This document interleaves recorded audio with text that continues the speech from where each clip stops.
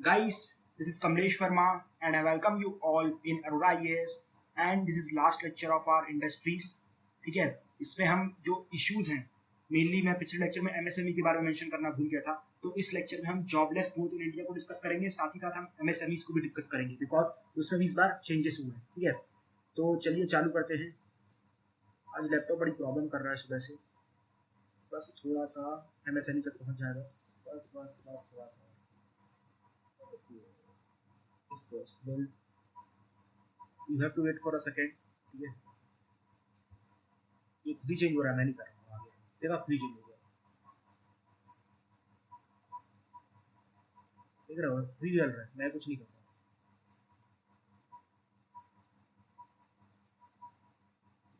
बस एक सेकंड. आगे देखो, तो let us discuss from the basics of MSME कि भाई जो एमएसएमईज हैं इंडिया में उनको क्या कहा जाता है. They are called as economic engines, not just in India, even they are called as economic engines. ठीक है, उनको इवन वर्ल्ड वाइड, ठीक है, वर्ल्ड वाइड इसको इकोनॉमिक इंजन्स ऑफ इकोनॉमी कहा जाता है. क्यों, क्या रीजन है? ठीक है, इकोनॉमिक ग्रोथ का उसे इंजन कहा जाता है. क्यों कहा जाता है?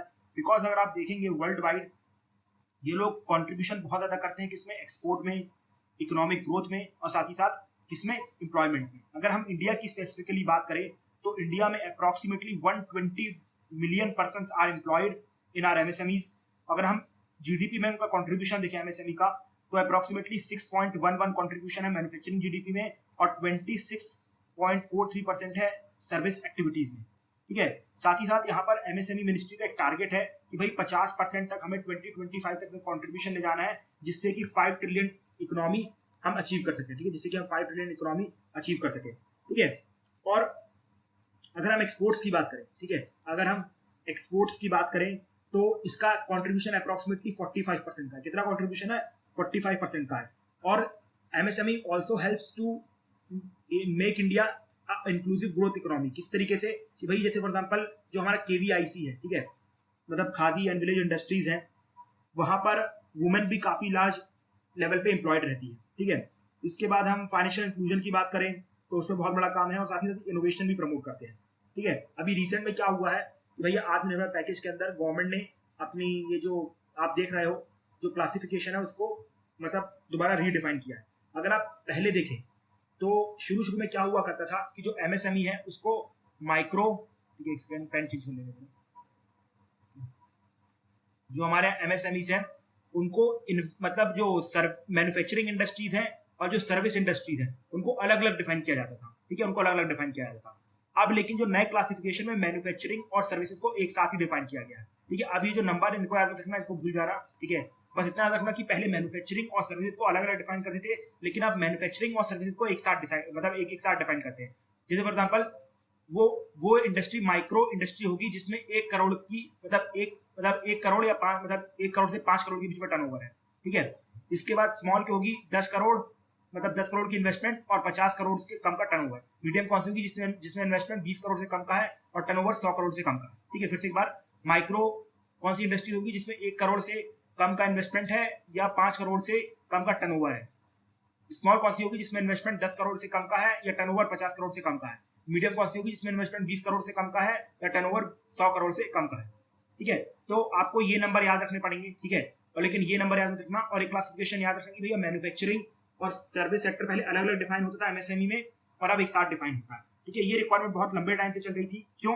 जस्ट बिकॉज कि देखो होता क्या था ना यार इसमें कि सर्विस और जो मैन्युफैक्चरिंग है उसमें जो अलग अलग डेफिनेशन के चक्कर में ना बहुत सारी इंडस्ट्रीज को जो स्कीम्स होती थी एमएसएमई की उसका फायदा नहीं मिलता था. ठीक है, जिससे कि वो लोग इंप्रूव नहीं कर पाते थे और आगे नहीं बढ़ पाते थे, तो अल्टीमेटली उनको बहुत ज्यादा टैक्स देना पड़ता था और भी बहुत सारी प्रॉब्लम थी.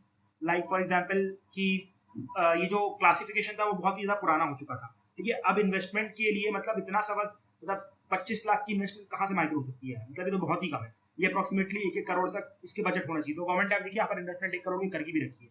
ठीक है, तो ये सब अब नए एडवांटेज होंगे जो इंडस्ट्रीज आने वाली है. ठीक है, अब इसके बाद ऐसे कौन कौन से फैक्टर थे जिससे हमारी इन्वेस्टमेंट या आप कह सकते हैं ग्रोथ बहुत ज्यादा एमएसएमई में बढ़ी. फॉर एग्जाम्पल पहला जो कैंपेन चला गया, for example skill India, startup India, digital India, make in India, इसने क्या किया? एमएसएमई प्लेयर को मतलब आगे पुश किया कि भैया आप प्रोडक्टिविटी की तरफ बढ़ो.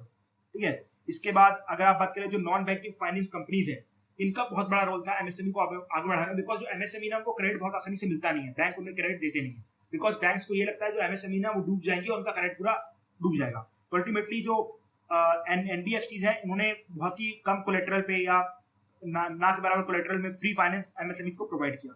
साथ ही साथ अगर आप देखें तो एमएसएमई को इस तरह प्रोजेक्ट किया जा रहा है कि भैया आप जो एग्रीकल्चर में इतना ज्यादा डिस्गाइज्ड अनएम्प्लॉयमेंट है, वो जो लेबर है वो यहाँ पर आ सकती है, ठीक है। तो ये कुछ चीजें हैं, लेकिन अभी भी कुछ इश्यूज एंड चैलेंजेस हमारे एमएसएमईज में है, जैसे फॉर एग्जांपल कि अभी भी उन्हें जो क्रेडिट है वो अवेल करने में बहुत मुश्किल होती है। फॉर एग्जांपल अभी तक ये लोग 90% ऑफ द क्रेडिट के लिए किस पर डिपेंड करते हैं, इनफॉर्मल सोर्सेज और फंडिंग के लिए, ठीक है। साथ ही साथ इनके पास कोलेटरल भी नहीं होता है, लेकिन इसको सॉल्व करने के लिए गवर्नमेंट ने ट्रेड्स का मतलब ट्रेड रिसीवेबल डिस्काउंटिंग सिस्टम को लॉन्च किया है, ठीक है, मतलब जिसमें कॉर्पोरेट इनका ये ट्रेड्स बाय करेंगे। साथ ही साथ मतलब आप देख सकते हैं 59 मिनट्स लोन पोर्टल जैसी कुछ नई नई स्कीम्स लॉन्च की गई जिनको बहुत ही इफिशिएंटली लोन मिले।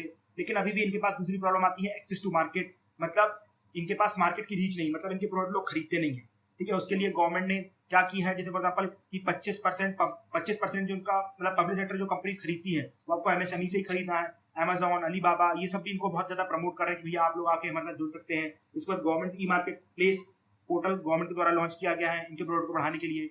इस बार टेक्नोलॉजी एक्सेस के लिए क्या किया जा रहा है, जो उनकी सबसे बड़ी प्रॉब्लम है, उसके लिए आईआईटीज एनआईटीज को प्रमोट किया जा रहा है कि भैया आप इनके लिए टेक्नोलॉजी बढ़ाओ। इसके बाद एक और सबसे बड़ी प्रॉब्लम आती है, इनका एक्सपोर्ट कम रहता है। क्यों कम रहता है? दो बहुत बड़ा कॉन्ट्रीब्यूशन है, बट फिर भी कम रहता है बिकॉज इनकी क्वालिटी जो रहती है वो चीप रहती है और वो लोग वहां से फाइटोसैनिटरी मेजर्स लगा के प्रोडक्ट को निकाल देते हैं। इस पर ईज ऑफ डूइंग बिजनेस में प्रॉब्लम है, तो इसके लिए गवर्नमेंट ने बहुत सारी स्कीम्स लॉन्च की। For example prime minister employment generation programme, SFURTI, ASPIRE, NMCP, तो ये सब आप स्कीम विजन की मैगजीन लेके पढ़ लें, ठीक है। यहाँ पर कुछ पढ़ाने का मतलब बनता है। तो this is all about MSMEs which I wanted to tell you, ठीक है। अब इसके बाद डिस्कस करते हैं हम जॉबलेस ग्रोथ इन इंडिया के बारे में, ठीक है। जॉबलेस ग्रोथ इन इंडिया, तो सबसे पहला क्वेश्चन तो भाई आपके दिमाग में ये आना चाहिए कि हमारे यहाँ पर why there is a jobless growth, ठीक है। उससे पहले कुछ बेसिक्स हैं अनएम्प्लॉयमेंट के, वो हम डिस्कस कर लेते हैं। वैसे मैं आपको बताऊं कि अनएम्प्लॉयमेंट रेट क्या होता है, लेबर फोर्स क्या होता है, लेबर फोर्स पार्टिसिपेशन रेट क्या होता है, अनएम्प्लॉयमेंट की डेफिनेशन क्या होती है, ये सब मैंने ऑलरेडी अनएम्प्लॉयमेंट के चैप्टर में पढ़ाना है, ठीक है। तो आगे आपके सामने सोशल सेक्टर में चैप्टर आएगा, तो वो सब नहीं बताऊंगा। बस मेनली मैं आपको बताना चाहता हूँ कि हमारे यहाँ पर अनएम्प्लॉयमेंट किस टाइप की है, ठीक है। मतलब नेचर ऑफ अनएम्प्लॉयमेंट क्या है, ठीक है। नेचर ऑफ अनएम्प्लॉयमेंट मतलब किस टाइप की अनएम्प्लॉयमेंट इंडिया में प्रेवलेंट है। देखो इंडिया में स्ट्रक्चरल अनएम्प्लॉयमेंट है, ठीक है। स्ट्रक्चरल अनएम्प्लॉयमेंट मतलब ये कि भाई हमारे यहाँ पर इकोनॉमी ही इतनी वीक हो चुकी है कि वो अनएम्प्लॉयमेंट प्रोवाइड नहीं कर पा रही है। फॉर एग्जाम्पल एग्रीकल्चर की बात करो, एग्रीकल्चर में वैसे तो कोई प्रॉब्लम नहीं है, ठीक है, मतलब 17% कॉन्ट्रीब्यूशन है, ठीक है। लेकिन मेन प्रॉब्लम तब आती है यहाँ पर जब डिसगाइज्ड अनएम्प्लॉयमेंट बहुत ज्यादा रहती है, मतलब सिर्फ एग्रीकल्चर में 2 से 3 लोगों की जरूरत है लेकिन 20 से 30 लोग लेके बैठे हैं, ठीक है। तो ये सब स्ट्रक्चरल अनएम्प्लॉयमेंट है, ठीक है। इसके बाद अगर आप देखेंगे जो आप बताओ अनएम्प्लॉयमेंट ज्यादा कहाँ होती है, रूरल एरिया में कि अर्बन एरियाज में? बताओ। वेरी गुड, रूरल एरियाज में, बिकॉज अर्बन एरिया में अपॉर्चुनिटीज काफी अवेलेबल रहती है। अगर आप रूरल एरियाज में देखोगे तो आपको 2 टाइप की अनएम्प्लॉयमेंट देखने को मिलती है, ठीक है। 2 टाइप की अनएम्प्लॉयमेंट देखने को मिलती है, जैसे फॉर एग्जाम्पल सीजनल अनएम्प्लॉयमेंट, ठीक है। जैसे फॉर एग्जाम्पल सीजन आता है तो वो लोग कटाई करने जाते हैं, लेकिन सीजन नहीं रहता तो वापस आ जाते हैं। और दूसरी आती है डिसगाइज्ड अनएम्प्लॉयमेंट, जो आपने एग्रीकल्चर में देख ली है, ठीक है। इसके बारे में और डिस्कशन में कहाँ मिलेगा आपको? अनएम्प्लॉयमेंट के चैप्टर में मिलेगा, ठीक है। लेकिन अर्बन अनएम्प्लॉयमेंट में 2 टाइप की अनएम्प्लॉयमेंट आती है, एक आती है इंडस्ट्रियल अनएम्प्लॉयमेंट और दूसरी आती है एजुकेटेड और मिडिल क्लास अनएम्प्लॉयमेंट। अब दोनों को समझने की कोशिश करना, दोनों बहुत ज्यादा इंपॉर्टेंट है, ठीक है। आप समझो ये इंडस्ट्रियल अनएम्प्लॉयमेंट क्या होती है। इंडस्ट्रियल अनएम्प्लॉयमेंट क्या रहता है कि भाई अब रूरल एरियाज से लोग अर्बन एरियाज में जाते हैं, सोचते हैं कि भैया हमें वहां पर फैक्ट्रीज में काम मिलेगा, लेकिन वहां पर काम मिलता नहीं है। क्यों नहीं मिलता? बिकॉज जो इंडस्ट्रियलाइजेशन की पेस है वो बहुत ज्यादा है, मतलब बहुत कम है, ज्यादा से बातें रखी, ठीक है। अब उसमें वो लोग जाते हैं, उनको समझ में आता है कि भैया अगर हमें घर को चलाना है तो और बच्चे पैदा करने पड़ेंगे, बच्चे पैदा करेंगे तो और इनकम आएगी, तो अल्टीमेटली पॉपुलेशन बढ़ती जाती है और ग्रोथ बढ़ नहीं रही है, तो आप देख सकते हैं कि यहाँ पर जॉब भी कम रहेगी। तो ये पहला इंडस्ट्रियल अनएम्प्लॉयमेंट हो जाती है, ठीक है।